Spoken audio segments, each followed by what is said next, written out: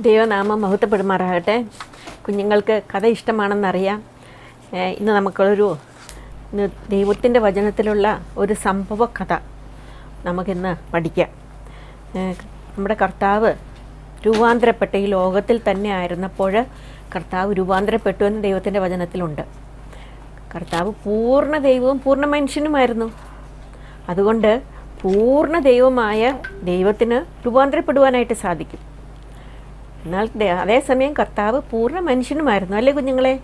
അപ്പോൾ പൂർണ്ണ ദൈവമായ ആ കർത്താവ് രൂപാന്തരപ്പെട്ടതിൻ്റെ കാര്യമാണ് ഇന്ന് നമ്മൾ പഠിക്കുവാനായിട്ട് പോകുന്നത്. അതിന് മുമ്പായിട്ട് നമുക്കൊരു വാക്യം പഠിക്കാം. അത് മത്തായി എഴുതിയ സുവിശേഷം. നമുക്കറിയാലോ, വിശുദ്ധ വേദപുസ്തകമാണ്. ഈ വിശുദ്ധ വേദപുസ്തകത്തിൽ അനേക 66 പുസ്തകങ്ങളുണ്ടെന്ന് നമ്മൾ പഠിച്ചതാണ് നേരത്തെ. ആ 66 പുസ്തകങ്ങളും നമ്മൾ വായിക്കണം. ഉൽപ്പത്തി മുതൽ വെളിപ്പാട് വരെയുള്ള പുസ്തകങ്ങൾ നമ്മൾ തുടർമാനമായിട്ട് വായിക്കണം. ദിവസത്തിൽ 3 അധ്യായം വെച്ച് വായിച്ചു കഴിഞ്ഞാൽ ഒരു വർഷം കൊണ്ട് ഈ ബൈബിൾ മുഴുവനും, ഇത്രയും വലിയ പുസ്തകം മുഴുവനായിട്ട് നമുക്ക് വായിച്ച് തീർക്കാനായിട്ട് സാധിക്കും. എത്ര ഈസിയാണത്! ഒരു ദിവസം 3 അധ്യായങ്ങൾ അല്ലെങ്കിൽ 3 പേജുകൾ ഇത് വെച്ച് വായിച്ചു കഴിഞ്ഞാൽ നമുക്കൊരു വർഷം കൊണ്ട് ഈ ബൈബിൾ മുഴുവനായിട്ട് വായിക്കാനായിട്ട് സാധിക്കും. അപ്പോൾ കുഞ്ഞുങ്ങൾ എന്തു ചെയ്യണം? എല്ലാ ദിവസവും വേദപുസ്തകം വായിക്കണം. 3 ചില അമ്മച്ചിമാരുണ്ട്, 60 വയസ്സായ അമ്മച്ചിമാർ പറയും, ഞാൻ ഈ വർഷം 4 പ്രാവശ്യം ബൈബിൾ വായിച്ചു, ഞാൻ ഈ വർഷം 2 പ്രാവശ്യം ബൈബിൾ വായിച്ചു. ചിലർ പറയും, എനിക്ക് 80 വയസ്സായി, പക്ഷെ ഞാൻ 70 പ്രാവശ്യം കൂടുതൽ ഈ വേദപുസ്തകം വായിച്ചിട്ടുണ്ട്. അപ്പം നമുക്കും പ്രായമൊക്കെ ആയിക്കഴിയുമ്പോൾ പറയാനായിട്ട് സാധിക്കും. ഇപ്പോഴേ വായിച്ചു തുടങ്ങിയാൽ പ്രായമൊക്കെ ആയിക്കഴിയുമ്പോൾ പറയാൻ സാധിക്കും, ഞാനും ഇത്ര പ്രാവശ്യം ഈ സത്യവേദ പുസ്തകം അതെൻ്റെ ദൈവം എനിക്ക് വായിക്കുവാനുള്ള എനിക്ക് തന്നു, അതുകൊണ്ട് ഞാനത് വായിച്ചു എന്ന് പറയാം. അങ്ങനെ ഈ വേദപുസ്തകത്തിൽ മത്തായി എഴുതിയ സുവിശേഷത്തിൻ്റെ 17-ാം അധ്യായത്തിൻ്റെ 5-ാം വാക്യമാണ് നാം പറയുന്നത്. അവൻ പറയുമ്പോൾ തന്നെ പ്രകാശമുള്ളൊരു മേഘം അവരുടെ മേൽ നിഴലിട്ടു. മേഘത്തിൽ നിന്ന്, ഇവൻ എൻ്റെ പ്രിയപുത്രൻ, ഇവങ്കിൽ ഞാൻ പ്രസാദിക്കുന്നു, ഇവന് ചെവി കൊടുപ്പിൻ എന്ന ഒരു ശബ്ദവും ഉണ്ടായി. മത്തായി 17-ന്റെ 5-ാം വാക്യം ഒന്നും കൂടെ വായിക്കട്ടെ.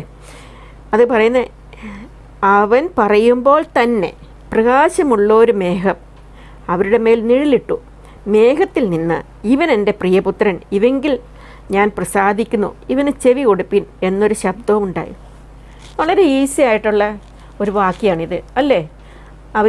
അവൻ പറയുമ്പോൾ തന്നെ സ്വർഗത്തിൽ നിന്നൊരു ശബ്ദമുണ്ടായി, ഇവൻ എൻ്റെ പ്രിയപുത്രൻ, ഇവങ്കിൽ ഞാൻ പ്രസാദിച്ചിരിക്കുന്നു, ഇവന് ചെവി കൊടുപ്പിൻ. ഈസി ആയിട്ടുള്ള അല്ലേ? നമുക്കതൊന്നും കൂടെ പഠിക്കാം, ഒന്നും കൂടെ നോക്കാം. നമുക്കത് കാണുന്നത് ഇങ്ങനെയാണ്. അവൻ പറയുമ്പോൾ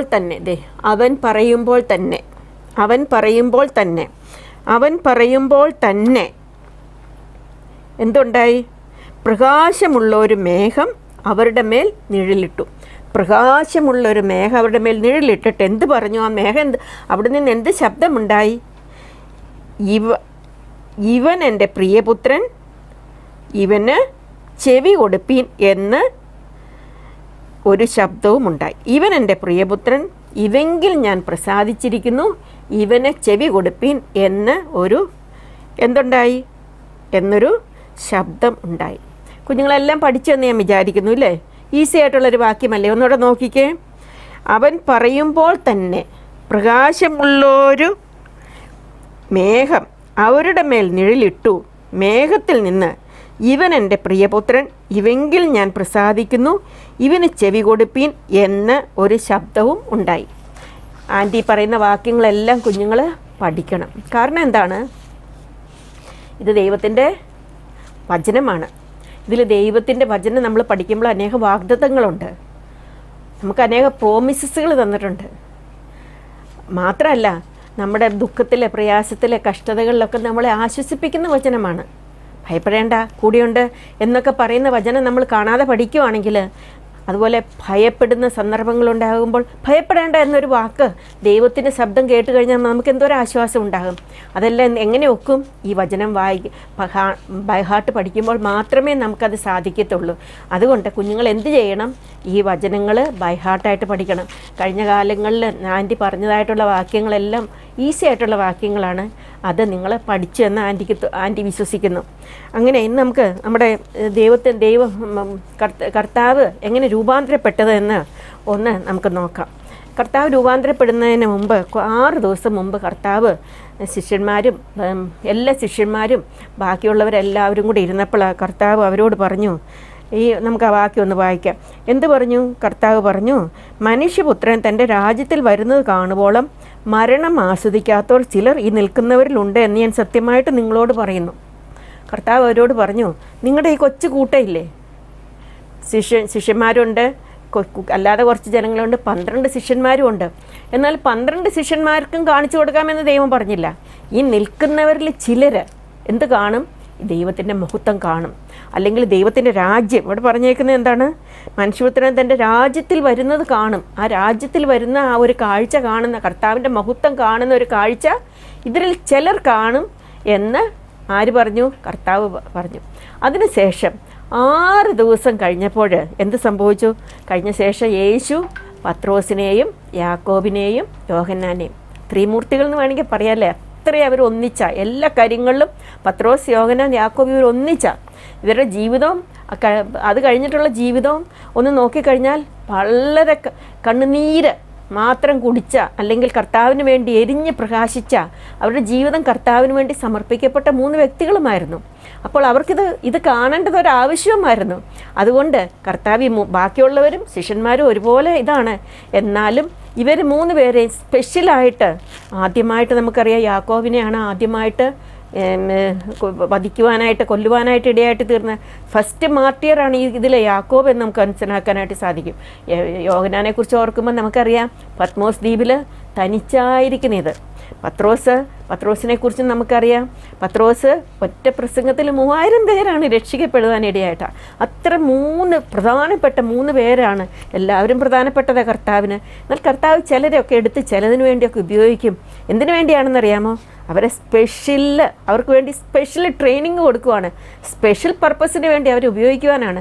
കുഞ്ഞുങ്ങളെ, നിങ്ങളെയും ചിലപ്പോൾ ചില സാഹചര്യങ്ങളിൽ കൂടെ കർത്താവ് നടത്തിവിടും. ചിലപ്പോൾ അത് കഷ്ടതയായിരിക്കാം, നിന്നയായിരിക്കാം, പരിഹാസമായിരിക്കാം, ഒന്നുമില്ലായ്മയായിരിക്കാം, ഭക്ഷണമില്ലായ്മയായിരിക്കാം, പ്രശ്നങ്ങളായിരിക്കാം. ഇങ്ങനെ പല ഇതിങ്ങളിൽ കൂടെ നിങ്ങളെ ചിലപ്പോൾ കടത്തിവിട്ട് എന്തിനായിരിക്കുമെന്നറിയാമോ? ഒരു സ്പെഷ്യൽ പർപ്പസിന് വേണ്ടി നിങ്ങളെ ഉപയോഗിക്കാനുള്ള ട്രെയിനിങ് ആയിരിക്കും. അങ്ങനെ ഇവരെ 3 പേരെയും കൂടെ കൂട്ടി ഒരു ഉയർന്ന മലയിലേക്ക് കൊണ്ടുപോയി. എന്നിട്ട് കർത്താവ് അവിടെ വെച്ച് അവരങ്ങ് രൂപാന്തരപ്പെടുക എന്ന് പറഞ്ഞാൽ എന്താണ്? അപ്പോൾ അവൻ്റെ മുഖം സൂര്യനെ പോലെ പ്രകാശിച്ചു. നമുക്ക് സൂര്യൻ്റെലേക്ക് നമ്മൾ നല്ല 12 മണിയൊക്കെ ആകുമ്പോൾ സൂര്യനിലേക്ക് നോക്കാൻ ഒക്കുമോ? ചില സന്ദർഭങ്ങളിൽ പറയും സൂര്യനെ നോക്കരുത്, നമ്മുടെ കണ്ണ് എന്ത് ചെയ്യും? കണ്ണിന് കേടാവുന്ന നമ്മുടെ പേരൻസൊക്കെ നമ്മളെ പറഞ്ഞ് മനസ്സിലാക്കും. ചില ദിവസങ്ങളിൽ അത്ര വെളിച്ചമുള്ളതാണ് സൂര്യൻ. എന്നാൽ അതുപോലെ സൂര്യൻ്റെ മുഖം ഒരു വ്യക്തിയിലേക്ക് വന്നാലോ? ഓർത്ത് നോക്കിക്കേ. നമ്മളെല്ലാം ഇങ്ങനെ നോക്കിയിരിക്കുക. അതിൻ്റെ ഇടയ്ക്ക് ഒരാളുടെ മുഖം നമ്മുടെ തൊട്ടടുത്ത് നിൽക്കുന്ന ഒരാളുടെ സൂര്യനെ പോലെ ഇരുന്നാൽ എങ്ങനെ ഇരിക്കും? നമ്മൾ ഉടനെ എന്താവും? നമുക്കത് കാണുവാൻ പോലും സാധിക്കത്തില്ല. അത്രമാത്രം സൂര്യനെ പോലെ അവൻ്റെ മുഖമായി. മാത്രമല്ല അവൻ്റെ വസ്ത്രം വെളിച്ചം പോലെ വെള്ളയായിട്ട് തീർന്നു. കർത്താവിൻ്റെ രൂപാന്തരം. കർത്താവ് എന്ത് ചെയ്തു? രൂപാന്തരപ്പെട്ടു. കാരണം കർത്താവ് ആരാണ്? ദൈവമാണ്, പൂർണ്ണ ദൈവമാണ്. പൂർണ്ണ ദൈവത്തിന് അങ്ങനെ രൂപാന്തരപ്പെടുവാനായിട്ട് സാധിക്കത്തുള്ളൂ. കർത്താവിനെ കുറിച്ച് കർത്താവ് ഈ ലോകത്തിലായിരുന്നപ്പോൾ പലരും പലതൊക്കെ പറഞ്ഞു. കർത്താവിനെ അപമാനിച്ചു, നിന്ദിച്ചു, കർത്താവിനെ കേൾക്കാതെ ഇരുന്നു, അവൻ്റെ പ്രസംഗം കേട്ടില്ല, അവൻ്റെ കാര്യങ്ങൾ ശ്രദ്ധിച്ചില്ല.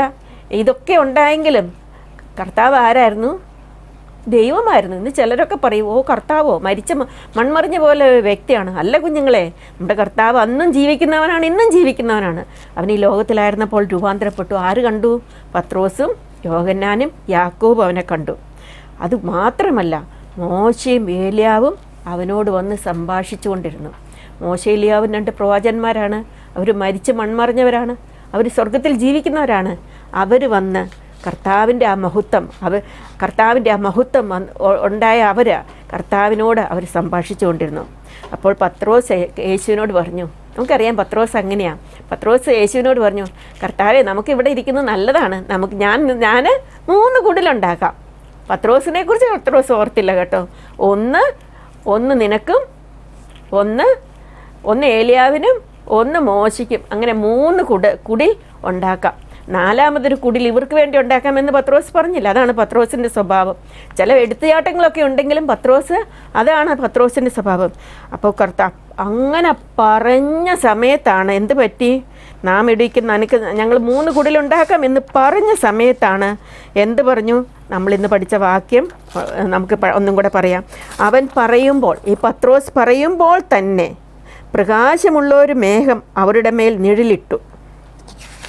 നമുക്ക് പ്രകാശമുള്ള ആ മേഘം നിഴലിട്ടു. അത് കഴിഞ്ഞിട്ട് പറഞ്ഞു, എന്ത് പറഞ്ഞു? ഇവൻ എൻ്റെ പ്രിയപുത്രൻ, ഇവെങ്കിൽ ഞാൻ പ്രസാദിക്കുന്നു, ഇവന് ചെവി കൊടുപ്പീൻ എന്നൊരു ശബ്ദവും ഉണ്ടായി. ഇങ്ങോട്ട് നോക്കിക്കേ, കർത്താവിൻ്റെ ആ മഹത്വം. അവൻ്റെ മുഖം കണ്ടാൽ എന്തിനെ പോലെ ഇരിക്കും കുഞ്ഞുങ്ങളെ? സൂര്യനെ പോലെ ഇരിക്കും. അവൻ്റെ വസ്ത്രം കണ്ടാലോ വെളിച്ചം പോലെ വെള്ളയായി തീർന്നു. ഇത് കണ്ടോ? മോശെ ഏലിയാവും അവനോട് സംസാരിച്ചു കൊണ്ടിരിക്കുകയാണ്. അപ്പോൾ എന്ത് സംഭവിച്ചു? ഇങ്ങനെ കേട്ട് കഴിഞ്ഞപ്പോൾ ശിഷ്യന്മാർ അത് കേട്ടിട്ട് ഏറ്റവും ഭയപ്പെട്ട് കവിണ് വീണു കിടക്കണുണ്ടോ ശിഷ്യന്മാർ 3 പേരും? കാണാൻ പാടില്ലേ മക്കൾക്ക്? 3 പേരും കർത്താവിനെ കണ്ടോ? അത് കഴിഞ്ഞ് മോശയും ഏലിയാവും ശിഷ്യന്മാരെന്ത് ചെയ്യുകയാണ്? കവിണ് കിടക്കുകയാണ്. യേശു അടുത്ത് ചെന്ന് അവരെ തൊട്ടു. എന്നിട്ട് പറഞ്ഞു, ഭയപ്പെടേണ്ട, എഴുന്നേൽപ്പിൻ എന്ന് പറഞ്ഞു.